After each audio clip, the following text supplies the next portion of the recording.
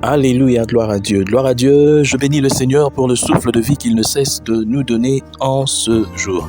Nouvelle semaine avec Jésus-Christ, nous sommes au début du mois de mars. Aujourd'hui, c'est le 4 mars. Bienvenue à une minute de prière de ce jour. Aujourd'hui, le Seigneur a mis en mon cœur le désir de partager avec vous ce passage de Luc chapitre 12, les versets 15 à 20. Je lis au nom de notre Seigneur Jésus-Christ. Puis il leur dit, gardez-vous avec soin de toute avarice, car la vie d'un homme ne dépend pas de ses biens, fût-il dans l'abondance. Et il leur dit cette parabole, les terres d'un homme riche avaient beaucoup rapporté, et il raisonnait en lui-même, disant, que ferai-je, car je n'ai pas de place pour serrer ma récolte. Voici, dit-il, ce que je ferai. J'abattrai mes greniers, j'en bâtirai des plus grands, j'y amasserai toute ma récolte et tous mes biens, et je dirai à mon âme, tu as beaucoup de biens en réserve, pour plusieurs années d'ailleurs, repose-toi, mange, bois et réjouis-toi. Mais Dieu lui dit, insensé, cette nuit même, ton âme te sera redemandée, et ce que tu as préparé, pour qui cela sera-t-il? Chers frères et sœurs dans le Seigneur, j'aime bien cette parabole, car elle nous met en garde contre l'avarice.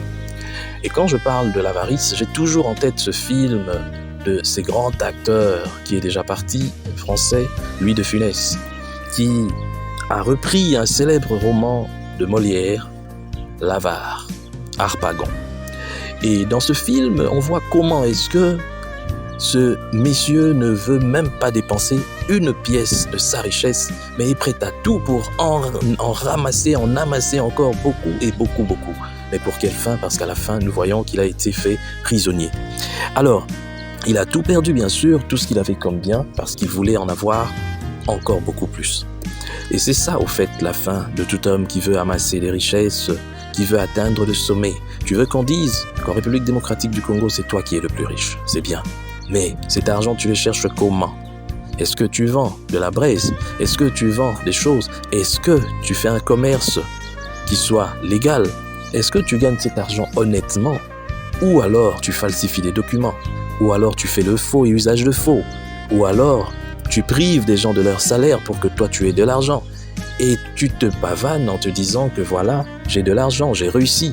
On a vu des familles dans ce pays, la République démocratique du Congo, être appelées familles riches, mais en réalité, on devait appeler famille voleuse parce que le père de cette famille fut un voleur, un grand, qui a détruit des entreprises publiques. En détruisant des entreprises publiques, vous détruisez aussi des vies. Vous êtes meurtriers au même titre que ceux qui tuent avec des fusils, des armes à feu. Alors, aujourd'hui, j'aimerais attirer l'attention de tout un chacun. La richesse, c'est pas mal. D'ailleurs, le Seigneur Jésus-Christ, vous vous rappelez bien si vous lisez dans la parole de Dieu, lorsqu'il était mort, lorsqu'il a été arrêté et qu'on voulait le pendre, qu'on voulait le crucifier, pour bien dire l'expression, son habit a été arraché, on s'est disputé son habit parce que c'était une tunique de valeur. Donc ça veut dire que avoir des objets de valeur, ce n'est pas mauvais. Ce n'est pas mauvais d'avoir des objets de valeur, ce n'est pas mauvais de vouloir avoir quelque chose de bon, de luxe, c'est pas mal. Mais si notre cœur est gagné par ces choses et qu'il n'y a que ces choses qui nous intéressent plus qu'autre chose, c'est ça qui n'est pas bon. Parce que la Bible dit, cherchez premièrement le royaume des cieux et toutes les choses, toutes, sans exception, vous seront données par-dessus tout. Donc pour nous les chrétiens, nous devons en tout cas placer, si je peux dire, notre cœur dans ces choses qui concernent le Seigneur, dans ces choses qui concernent le ciel, plutôt que de penser aux choses terrestres de ce monde. Et le reste nous sera donné. Le reste nous sera donné. Maintenant, je veux dire un mot à tous ceux qui s'enrichissent sur le dos des autres. Un jour, vous allez mourir. Et je vous l'ai dit, apparemment, les gens ne comprennent plus lorsqu'on dit que vous allez mourir. Un jour, et ce jour-là, ce n'est pas après 10 ans, ce n'est pas forcément après 20 ans, ce n'est même pas forcément après 2 jours, ça peut être aussi aujourd'hui. Tu sais toutes les richesses que tu as eu à prendre. Tu te dis peut-être, oui, je vais laisser ma famille, tout. Non, je te le dis aujourd'hui, prends ça comme une malédiction venant de Dieu. Si tu as eu à t'enrichir sur le dos des gens, si tu as eu à t'enrichir sur la pauvreté des gens, la misère des gens, sache que même tes enfants ne vont pas bénéficier de cet argent que tu auras. Cet argent va pourrir. Même tes enfants n'en bénéficieront pas. Parce que le Seigneur est juste. Il y a une justice qui existe, la justice de Dieu. Tu veux t'accaparer des richesses, tu veux devenir riche, mais sois riche au fait, deviens-le, mais seulement honnêtement, légalement. Mais si tu veux t'enrichir en privant les gens de leur salaire, si tu veux t'enrichir en détruisant des entreprises publiques, si tu veux t'enrichir en prenant ce qui doit revenir à 10 000, 100 000, 1 million de personnes, c'est-à-dire tu prends injustement de l'argent ou des biens, tu peux avoir une place haut placée, tu es une autorité, tu es au-dessus de tout le monde, tu te dis bon, je peux prendre parce que c'est à moi, c'est pas à toi. Tant que cette richesse revient à toute une population, c'est pas à toi. Et tu mourras un jour, tu iras sans rien, même pas de slip, parce que même ton slip là qu'on te mettra lorsque tu mourras sera dévoré par des termites. Alors je te dis une chose, tu amasses ces choses pour rien, parce que même tes enfants ne vont pas en bénéficier.